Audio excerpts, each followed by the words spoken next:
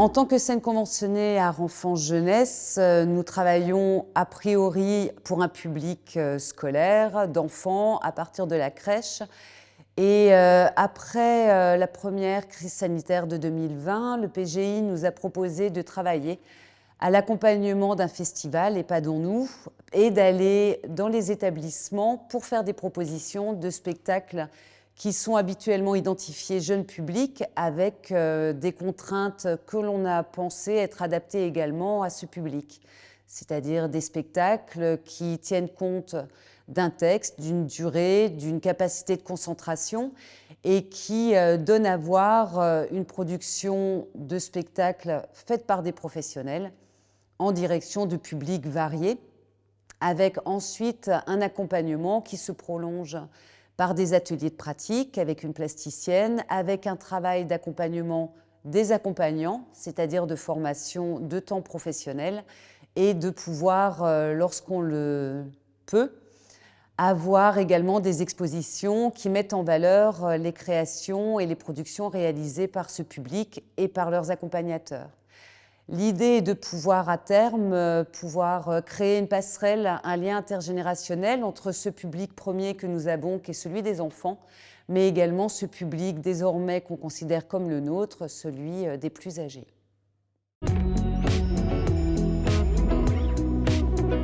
Alors, donc, le pôle de gérontologie et d'innovation est une association qui travaille à l'amélioration de la qualité de vie des seniors.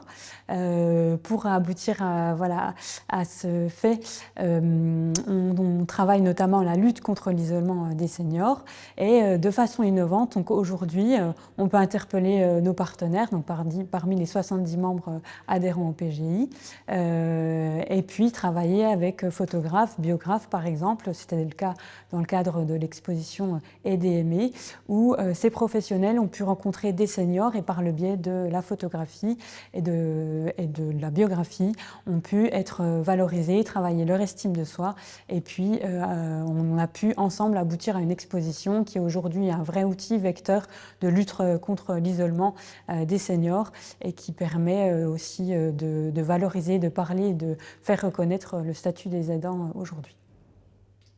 On peut aborder cette nouvelle thématique consacrée aux interventions auprès et avec les publics seniors, avec Sophie Girardet, qui est membre du pôle gérontologie et d'innovation Bourgogne-Franche-Comté. Donc, je vous laisserai présenter sommairement le Gérontopôle. C'est un des 11 de France, à moins qu'il y en ait plus maintenant. Je me suis arrêté.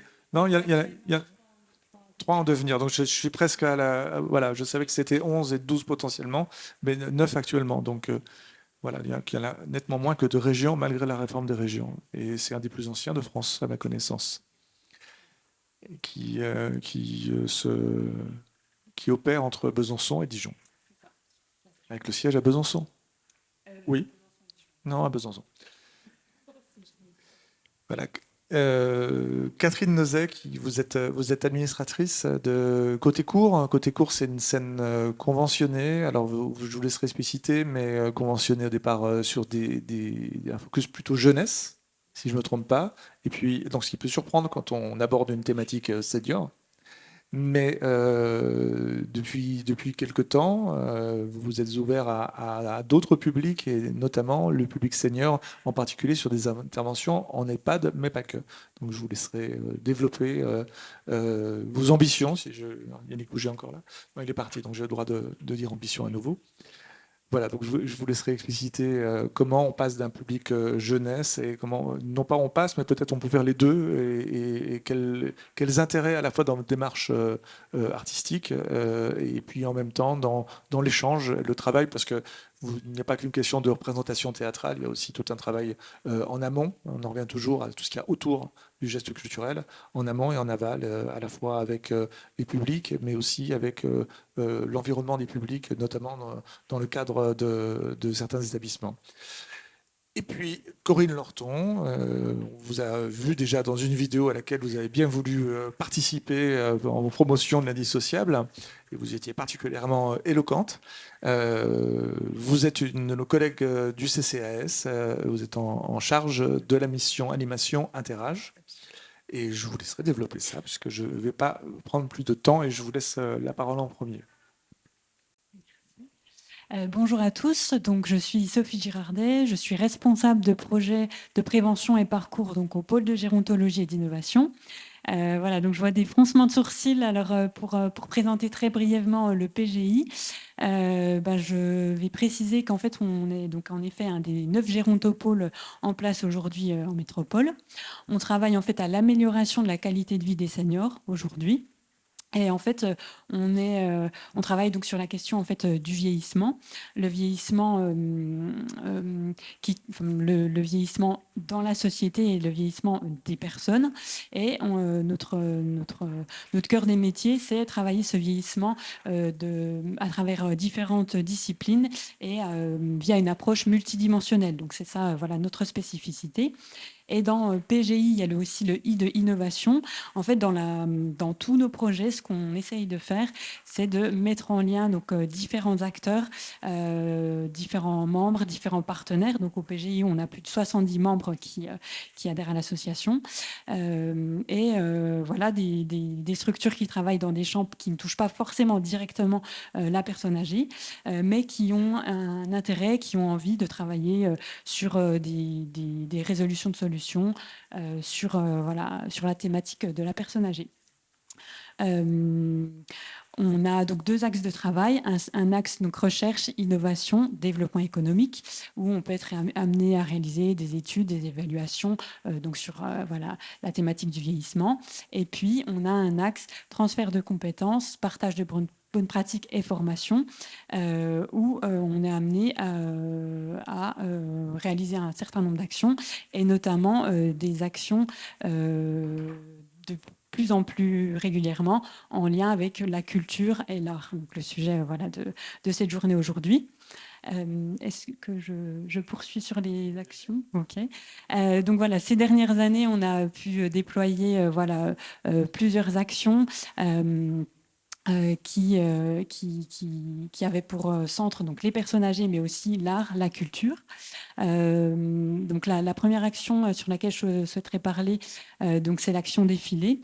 On se défile pas, on défile, qui a été réalisée donc en 2017, 2018 et 2019, donc avec le soutien financier de la conférence des financeurs de la prévention de la perte d'autonomie du Doubs. Donc en fait, on a réalisé sur quelques mois une quinzaine d'ateliers avec des seniors vivant en résidence service senior ou résidence autonomie. Et on leur a proposé de travailler sur la thématique de l'estime de soi, de l'image, travailler avec des coachs de vie, une metteuse en scène, pour travailler sur eux, leur histoire de vie aussi, leurs loisirs, etc. Et ces 15 ateliers ont abouti à une représentation qui a eu lieu au Petit Théâtre de la Boulois, et qui avait pour but de mettre en scène, de valoriser ces personnes auprès de leur famille, des professionnels évoluant aussi dans les structures où ils résidaient.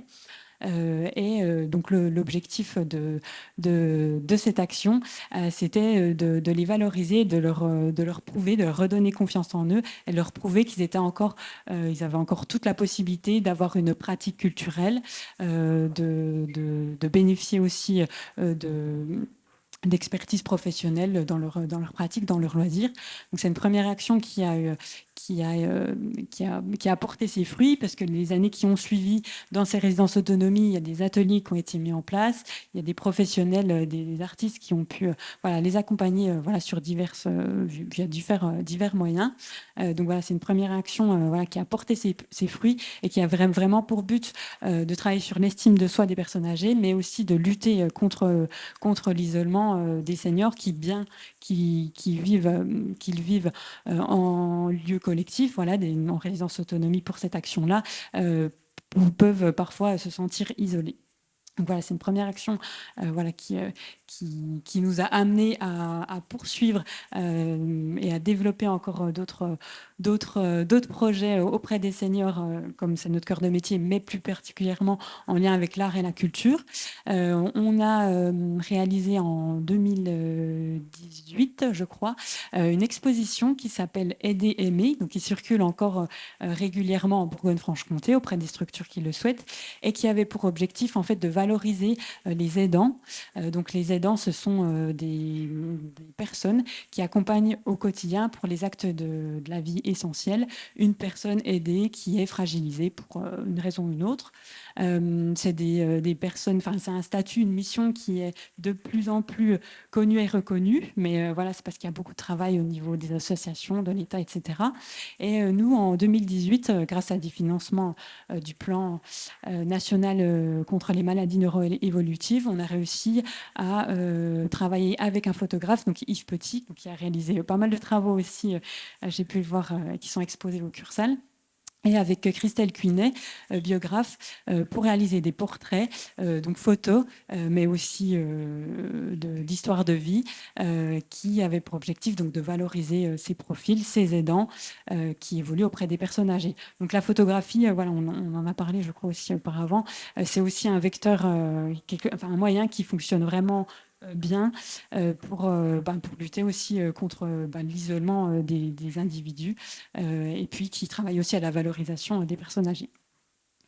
Pour terminer, je vais passer ensuite la parole à Catherine Nozet.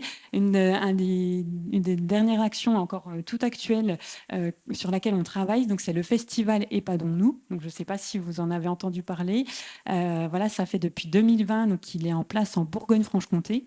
En fait, comme son nom l'indique, il propose en fait la mise en place de représentations artistiques par des artistes professionnels donc dans des EHPAD de la région.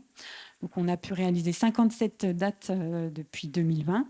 Et cette action, elle est née à la suite du premier confinement, puisque le constat qui était d'être en fait isolé, d'être exclu, d'être isolé du fait du confinement, a fait réfléchir un certain nombre d'acteurs. Et ce projet qui est né au départ dans le sud de la France a pu être essaimé en Bourgogne-Franche-Comté. Et donc, on a, depuis plusieurs années, déployé des représentations de danse, des concerts musicaux, des concerts d'art, des représentations autour de la thématique de l'art du cirque ont pu être déployées ces dernières années. Il y a vraiment des liens qui se créent entre les artistes et entre les résidents. Donc, c'est une action qu'on poursuit. Et avant de passer la parole, si ça vous intéresse d'avoir un petit peu plus d'informations, d'avoir une image de ce qu'est le festival Épadons-nous, donc il y a notre exposition qui est en place à côté au Grand Cursal. Où vous pouvez voir des extraits en fait des représentations qui ont été réalisées ces dernières années grâce au financement de l'Agence régionale de santé et puis d'AG2R La Mondiale, et aussi grâce bien sûr à l'expertise donc de Côté Court avec qui on a travaillé et qui nous a permis de faire ce projet de façon la plus idéale possible. Catherine Nozet, je crois que la transition est toute faite. Je vous laisse la parole. On a travaillé notre transition. Bonsoir.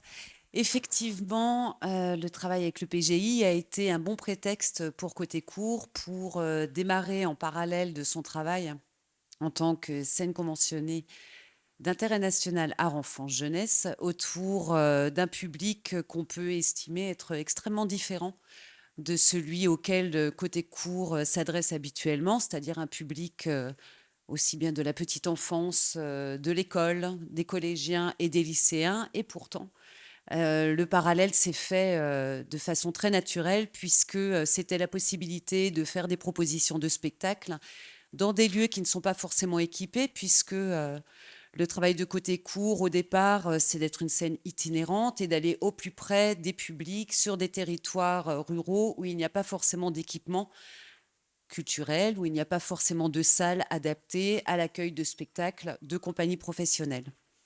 Donc, ce prétexte étant pris, il était donc possible de trouver des spectacles qui peuvent exister au sein de la programmation, donc en direction d'enfants, de scolaires ou de familles et de pouvoir trouver des propositions qui allaient être adaptées aussi bien en termes de qualité que de dispositifs techniques, que de propositions en termes de durée, en termes de concentration, en termes de texte, c'est-à-dire de pouvoir finalement faire un parallèle entre tous ces publics et pourquoi pas, une fois que le prétexte était pris, de pouvoir regarder comment, côté cours, allait pouvoir accompagner à la fois le public qui se trouve à l'intérieur des EHPAD, des résidences, des MARPA, mais également de pouvoir travailler le lien entre les familles et les résidents pour qu'ils puissent ensemble profiter d'un moment de culture et aller encore plus loin en se disant que effectivement en amont et une fois qu'on n'est plus là, l'idée est de pouvoir accompagner ceux qui accompagnent. C'est-à-dire de pouvoir faire des temps de formation en direction des professionnels et de faire un lien entre la diffusion des spectacles, entre l'éducation artistique, puisque la pratique d'un art peut se faire, encore une fois, en tenant compte de la thématique ou du sujet qui est proposé à l'intérieur des spectacles, de voir comment on allait pouvoir laisser se développer des propositions qui allaient associer les résidents, donc qui voient un spectacle, qui pratiquent un atelier avec une plasticienne, et ceux qui les encadrent et qui, du coup, quand nous, on n'est plus là, peuvent continuer à utiliser, à travailler selon les techniques et les outils qui leur ont été proposés. Ce projet se finalise généralement, là encore, par une exposition qui permet à la fois à l'intérieur des établissements, mais dans le projet qu'on a, par exemple, cette année avec les Ports du Haut-Doubs, va se dérouler dans les médiathèques et faire connaître les réalisations des personnes qui, en fait, auront créé et qui font des très belles productions. Et du coup, de continuer à tirer ce fil en espérant pouvoir finaliser ce beau projet en étendant de l'intergénérationnel et de pouvoir, pourquoi pas, permettre au public, que ce soit celui des anciens ou que ce soit celui des enfants, de voir un spectacle ensemble, de travailler ensemble à des productions d'art plastique et de pouvoir leur laisser un temps de rencontre autour de ces moments et de se dire comment toi tu as créé, comment moi je l'ai fait, comment les accompagnateurs, qu'ils soient enseignants ou professionnels, accompagnateurs dans les résidences, peuvent aussi se dire, tiens, on est arrivé à quelque chose de commun et on va entraîner toutes les familles à venir les voir. Très bien. Merci, merci à vous pour cette explication sur vos actions itinérantes et dans différentes structures. Corinne Lorton, on vient d'évoquer cette capacité à projeter un travail culturel. De votre côté, donc au sein du CCS, puisque vous portez la mission d'animation interage, vous intervenez sur des publics seniors, évidemment, dans une dimension, comme le nom l'indique, pour la mission, sur une dimension intergénérationnelle. Et vous avez, alors je ne vais pas dire un plus, parce que à chaque pratique, ses possibilités, vous avez encore une autre, on va dire, une autre façon d'intervenir qui est l'intervention à domicile. Je tiens à préciser qu'il s'agit là, d'ailleurs c'était le cas pour toutes les thématiques, uniquement d'illustration. On a des tas de collègues, y compris, et puis d'autres associations. Je pense à Sandrine David-Adouard qui est présente de la direction de l'action culturelle qui était pleinement légitime à intervenir également. Notre collègue Thibaut Resping du contrat de ville, enfin référent contrat de ville au sein de l'action culturelle qui aurait pu intervenir sur le focus de Planoise. Voilà, il s'est bien agi, encore une fois, de donner quelques illustrations, et sachant que pour parler de notre CCS, les interventions sur la culture ne se limitent pas aux exemples qu'on a pu apporter.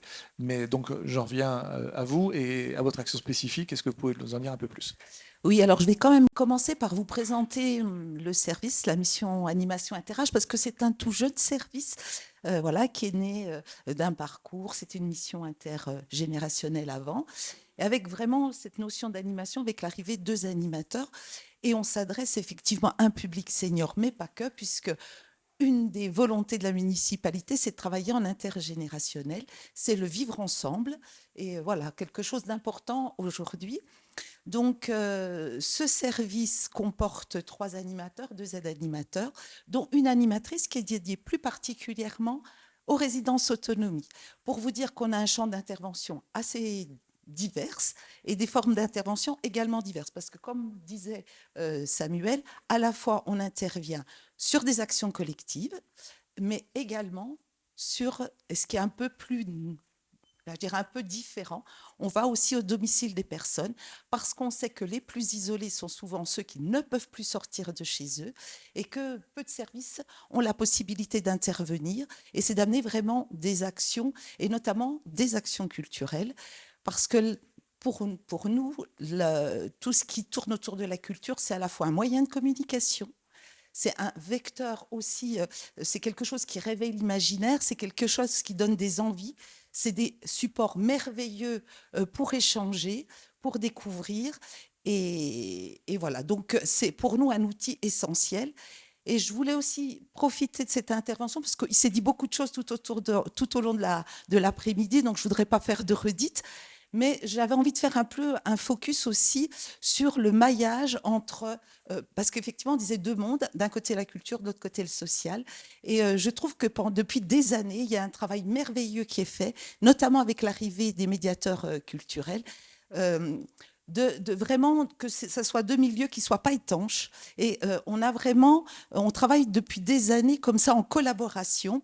Ce qui m'amène à vous parler d'une action qu'on a menée. Et je voulais voilà, saluer aussi ma collègue, puisque c'est surtout à son initiative, hein, Marianne Pétiard, que vous avez entendue en début de journée, d'une action qu'on a menée ensemble. Alors, le Covid a eu plein d'effets négatifs, mais pas que. Et ça nous a notamment aussi permis de se dire qu'il faut se réinventer. Ça a été bloqué pendant un mois avec des gens extrêmement seuls, avec parfois même l'absence d'aide à domicile, hein, qui sont parfois le seul lien avec l'extérieur, en se disant on ne peut pas laisser ces gens comme ça tout seuls. Et grâce au musée, qui étaient eux aussi fermés pour les mêmes raisons que, voilà, hein, que tout le monde, plutôt que rester à attendre et à subir cet effet-là, il a été proposé un projet qui s'appelle Le musée au bout du fil. Et s'il a pu voir le jour et fonctionner, c'est justement parce qu'il y avait ce maillage avant. C'est parce qu'on a l'habitude de travailler ensemble, hein, que ce soit avec le musée des Beaux-Arts, que ce soit avec le patrimoine, que ce soit avec les associations, etc. C'est parce que depuis des années, il y a ces échanges entre les deux qu'on a réussi à mettre en place ce projet, dont la spécificité, ça a été 4 interventions, enfin on va dire, je dis 4 parce que la première me semble aussi essentielle, c'était 3 possibilités de rencontre avec un médiateur sur une thématique choisie.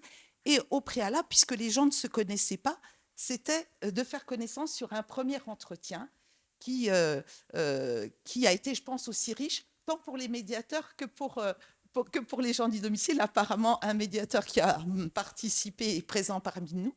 Et c'était vraiment des relations. Et ce qui était intéressant, c'est que c'est des gens qui n'allaient pas forcément au musée. On aurait pu dire on va orienter en fonction d'eux, parce qu'on sait que ça leur plaît, etc. Non, le choix a été fait de le proposer à tout le monde. Et ce qui nous a beaucoup, qui nous a interpellés et nous a fait plaisir, je pense que Marianne peut le dire aussi, c'est que même des gens qui n'étaient jamais allés au musée, qui n'avaient pas forcément d'appétence pour l'art au départ, auraient pu se dire, bon, je fais un essai parce que je me sens seule. Tout le monde est allé jusqu'au bout des 3 séances et voire en demander plus. C'est pour montrer que vraiment la culture, si on l'amène à n'importe quel public, tout le monde arrive à y trouver quelque chose. Tout le monde peut à un moment donné se connecter avec cette chose qui est merveilleuse et qui parle finalement à tout le monde. Voilà. Et donc, voilà, je souhaitais parler, parce que je pourrais vous parler de plein de projets qu'on a pu monter, hein, de rencontres, de visites, d'ateliers. On privilégie aussi beaucoup, nous, les ateliers, quand on travaille avec des artistes, pour faire une œuvre collective, pour être justement dans le lien, pour qu'il y ait vraiment ce travail collaboratif, et avec l'artiste, mais aussi les gens entre eux, qu'il y ait des vraies interactions, et que quand l'action se termine, ben, il existe encore. Ces liens ne disparaissent pas. Et dans ce cadre-là, on a aussi travaillé avec Itinéraire singulier. Je pense que c'est important d'en parler parce que cette association a, je dirais, comme mission notamment de rendre visible l'art à ceux qui n'y ont pas forcément accès, ou à montrer aussi que des artistes qui ne sont pas forcément connus ou des gens qui ont eu un parcours un peu difficile sont capables aussi de faire des choses merveilleuses, mais souvent, ça reste dans un milieu et un cercle très restreint. Itinéraire singulier a eu cette idée géniale de se dire, regroupons tous ces petits artistes, faisons des expositions de gens qui se trouvent à l'hôpital, ça peut être à l'hôpital psychiatrique, qui se trouvent dans des EHPAD, qui se trouvent au domicile mais qui sont empêchés, et de pouvoir montrer à l'ensemble d'un public plus large, de pas être, parce que c'est un peu la difficulté aussi qu'on rencontre, c'est d'être toujours un peu dans le quant à soi, de montrer à un public plus large, aux familles qui sortent le week-end, toutes les belles choses que chacun est capable de produire quand, voilà. Et j'aurais souhaité aussi parler, j'ai été un peu vite, dire aussi qu'on a un service qui travaille en étroite collaboration avec la Maison des Seniors, qui fait aussi un travail merveilleux, qui aurait sûrement pu être aussi là, parce qu'il a plein de choses à dire, parce que ce service aussi propose des tas de projets aussi autour de l'art, mais pas que. Donc je vous invite et j'invite aussi vos entourages, si vous avez autour de vous des gens qui souffrent de solitude, seniors, à domicile, ben voilà, sachez que le CCAS a ce souci-là de ne laisser personne sur le bas-côté et qu'on est à votre disposition. Merci beaucoup pour ce panorama assez complet des actions du CCAS. Et puis, à toutes les trois, je ne peux dire que si on se réfère à ce qu'on a vu ce matin dans l'analyse des besoins sociaux de Besançon, qui est établi également par le CCAS, vous portez des actions qui sont des actions d'avenir, qui auront de plus en plus d'usagers, de clients et de participants et de bénéficiaires, appelons-les comme on veut. Corinne, un autre mot. Oui, je voulais juste jeter une bouteille à la mer. Parce que quand on parle d'accessibilité à la culture, alors on parle de tarifs, on parle de plein de choses. Les musées ont fait un travail énorme, hein, justement, puis pas que les musées. Mais je tiens quand même à dire qu'une des difficultés particulières, c'est la mobilité, particulièrement pour les seniors. C'est aller au musée, etc. Quand on a des problèmes de mobilité, quand on ne peut plus utiliser les transports en commun, quand on a peur le soir de sortir, parce que quand on a un certain âge, on a peur de faire une chute, etc. dans le noir. La vraie difficulté, c'est quelque chose d'assez basique, mais c'est comment y aller, qui vous emmène, etc.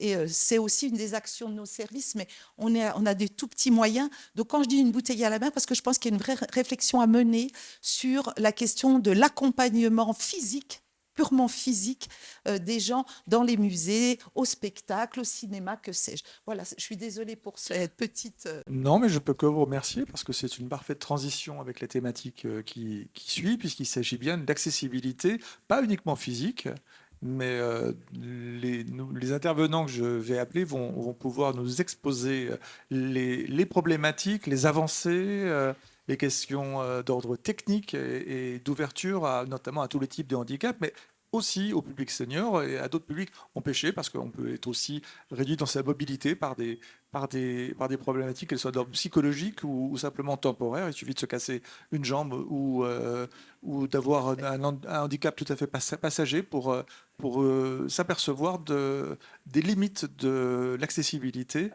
Or, l'accès aux pratiques et aux lieux culturels sans accessibilité, c'est assez vain. En tout cas, merci beaucoup de votre participation. Merci.